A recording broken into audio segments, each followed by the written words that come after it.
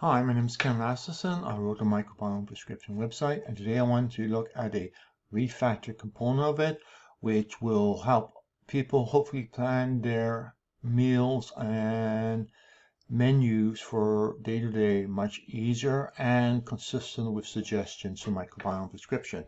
So we can go in and you can go in and create lists of suggestions.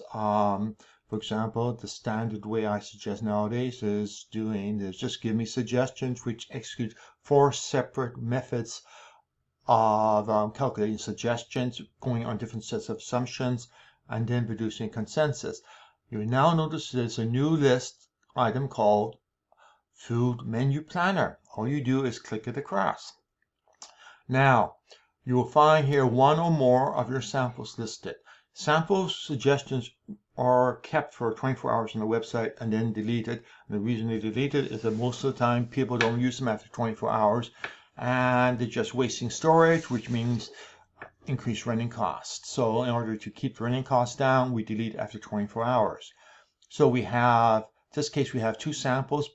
Both of them are actually the same FASTQ file. One processed through bottom side, one processed through front, and we see the nutrients identified by them, which is a subset of the suggestions.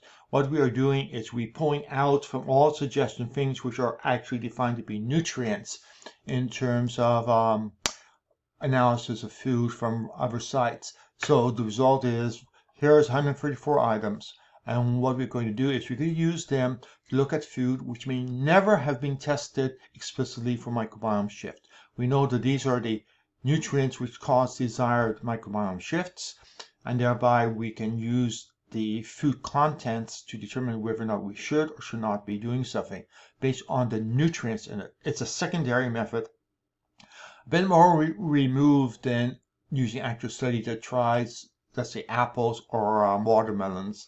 But in the case of watermelons, you probably won't find a study. So it goes and lists things there, and there's little thumbs up if this is likely a good suggestion for take, and if you click it every way, you see thumbs down, things which are probably best to avoid. So now once you go here, you can go in and take a look at things. Let's take a look at something like vitamin B12. And we have listed vitamin B12. There's actually several thousand items and more than 2,000 items, but we're only going to show the items in the top 2,000 items. Everything else is just microscopic amounts of vitamin B12, so it's not worth it. So we go in and say, okay, hey, this energy drink, I'm not sure exactly which energy drink it is, but there, and that's probably an 8-ounce can. And I'm going to set it to occur at breakfast time on day 0. You can have a 7-day, 14-day, 30-day menu plan created, doesn't matter.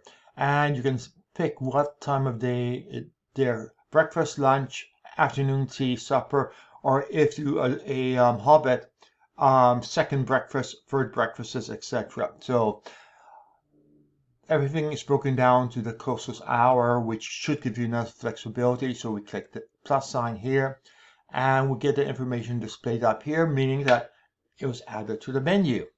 Now we could go and take a look at something else. Oh, I want a bit more. Let me think. Well, basically, in order to get a decent amount, let's have beef liver boiled without salt for supper today. So this meal, I'm going to go down to supper, and I'm going to do boiled without salt, and it's going to be 3 ounces of beef liver. Assuming you can find beef liver. It's getting hard to find at grocery store nowadays. Now you can go back here to nutrients and and you can go there, or you can just go over to nutrients here and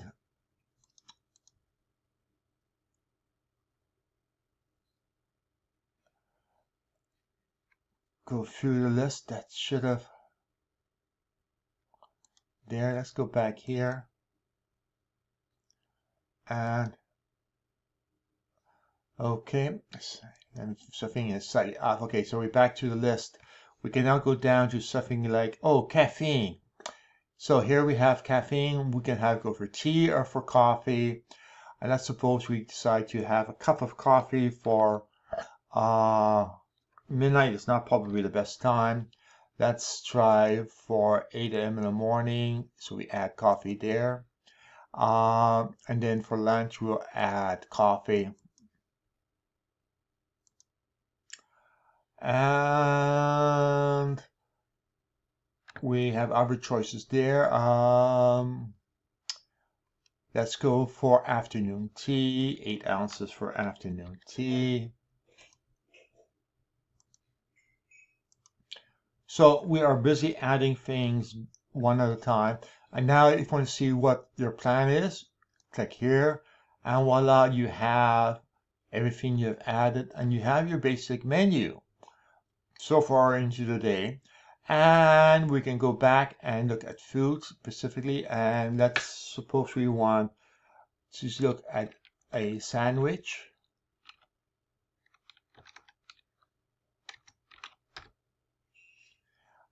How about Arby's Classic there? And what we're going to have is, I think that is about an 8-ounce sandwich. So I could add that.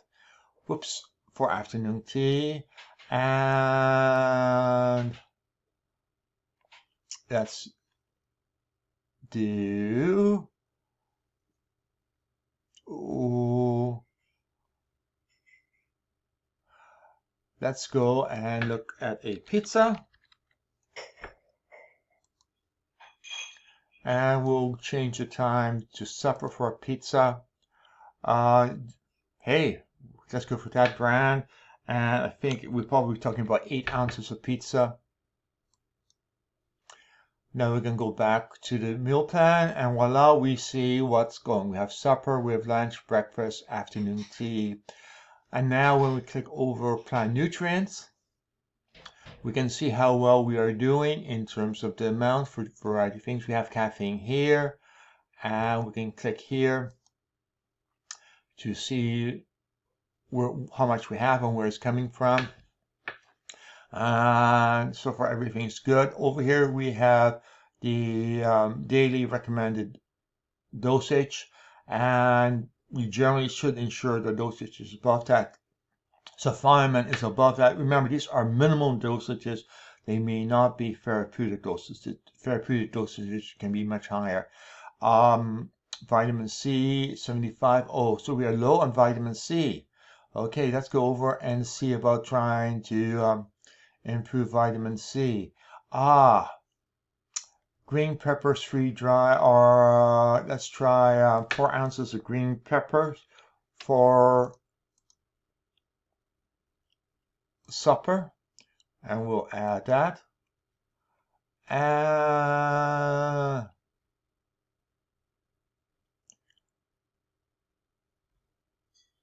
oh, and interesting. Let's go for there we have orange juice. From there, notice how it's much down the list. Let's suppose we have a good 12 ounce of orange juice for breakfast. And I'll add that. And now we can go back and look at the current meal plan.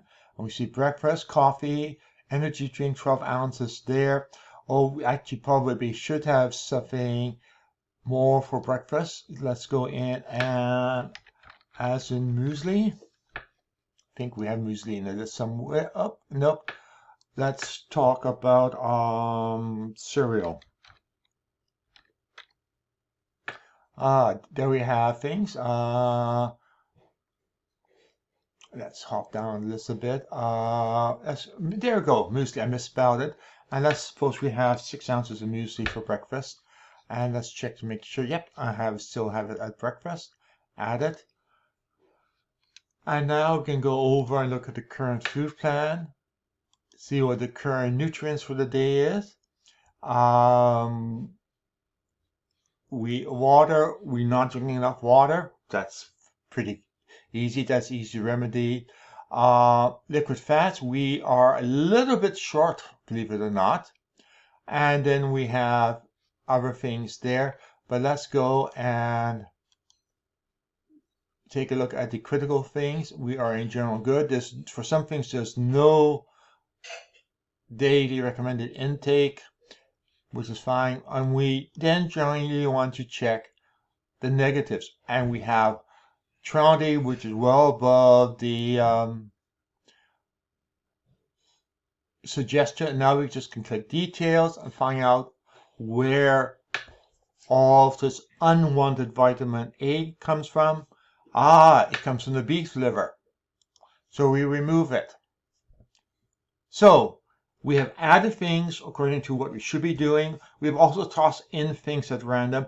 We put it all together and then we look at it and see whether or not there are any problems, particularly whether or not there are any problems with the items which are negative. Everything is good. There are no negatives. So we are good so far. Now you can just keep building onwards and onwards from it. So it's basically a pretty straightforward thing. One thing you may want to keep in mind, and I'm probably going to be improving things a bit more, is if you go back here and go at the current menu plan, remember that this plan disappears with the set of suggestions. So if you come back 36 hours from now and you want to go and check it, it's going to be gone. So my suggestion is to make a habit of printing it off by printing to hard paper or to a PDF, so I have it for reference. And I'm probably going to add some spruce up of the menu so it works a bit better, a bit easier in terms of the appearance and separate the days out more. But that's basically it. So to recap, we get your suggestions. We get from the suggestions a complete list of all the nutrients, and now we scale everything to be, so the highest is going to be 100, the worst could be minus 100, and now we go and we look at the top and the bottom ones, and we start building a menu, trying to avoid having any negatives on there, and trying to make sure we do a reasonably good job with every positive, and the rest of the stuff, really, we don't know if it's going to matter at all. So you can proceed whatever you like to do for diet, be it keto, be it Mediterranean diet, etc. You have the mechanism to see whether or not the preferred diet plan is going to satisfy the suggestions coming from Microbiome Prescription. And the main thing is you just go and you build. You can see which nutrients are there and how many are critical. Let's go over here. We have those are the ones which are critical. In some case, like gallic acid is not something which, look at, go over here and voila. The double number signs indicates sufficiently above levels which are above what is commonly saying. For example, that's almost 500, and so if you down at 25, that's a fraction. It's significant, but probably not quite as significant. Now you can go down and take a look at other things, and for example, blueberries, you could go and say, okay, you want to add there. How many grams? You want to add 100 grams, suppose. Now, the last sample I did was using ounces. How do you change it? You go over here and you can set the unit of measurement you want, be it if you're in Europe, Canada, or the US or Australia, whatever units of measurements you are most comfortable with, it's there. And if you do something, let's go for ale. You find up at the top there's a bunch of quick reference for converting into whatever measure. For example, you say, okay, usually I have a cup of pinto beans. Okay, how much should I put in? 1 cup of pinto beans is 240 grams. Okay, so I put in 240 grams here, and I set it for the time of day I want to take it, supper, and you add it. And it's added, and if you want to just see where you are, just click here and you see it. And again, you can go and take a look at the nutrients and see you have a very small token amount of that, and here's all the good stuff which you are doing with the what you're doing. And again, if you have a negative there, just click details and you see it's coming from the blackberry, so you could remove it and look for something else in place of it which doesn't have that vitamin A impact. Okay, that's it. Go explore. If you see ways making better, don't be afraid to reach out to me, preferably by email. I deal best with email rather than messages. Okay,